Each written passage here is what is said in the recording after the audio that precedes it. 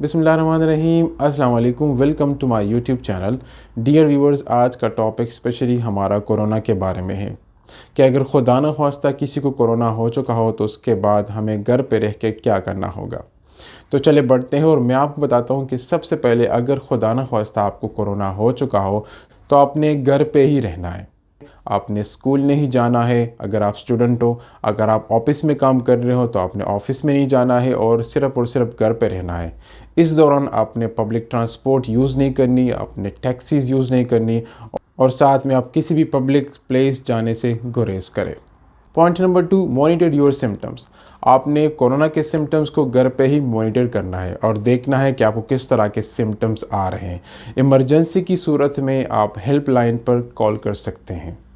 Point number 3, आपने जितना भी हो सके आराम करना है घर पे लेट के और साथ में आपने फ्लूइड्स का इस्तेमाल करना है। आपने सूप, आपने जूसेस और पानी का इस्तेमाल ज़्यादा से ज़्यादा करना है क्योंकि आपकी बॉडी जितनी भी हाइड्रेटेड रहेगी तो उतना ही आपका इम्यून सिस्टम अच्छा काम करेगा। Point number 4, supplements. आपने सप्लीमेंट्स का इस्तेमाल करना है। सप्लीमेंट्स में सबसे टॉप पे आएगा विटामिन सी, विटामिन डी और जिंक। इन तीनों सप्लीमेंट्स को इस्तेमाल करने से आपका इम्यून सिस्टम और भी डेवलप होगा। नंबर 5, अगर आपको लग रहा है कि आपके सिम्टम्स ख़तरनाक हो रहे हैं, आपके सिम्टम्स आप घर पे मैनेज नहीं कर पा रहे हो, तो सबसे पहले आपने इमरजेंसी पे और जो हेल्पलाइन आपको अवेलेबल है उस पर आपने कॉल करनी है। पॉइंट नंबर 6, खांसी और छींक के टाइम पे अपने चेहरे को कवर रखना है। पॉइंट नंबर 7, अपने हाथों को बार बार धोते रहे कम से कम 20 सेकंड्स तक।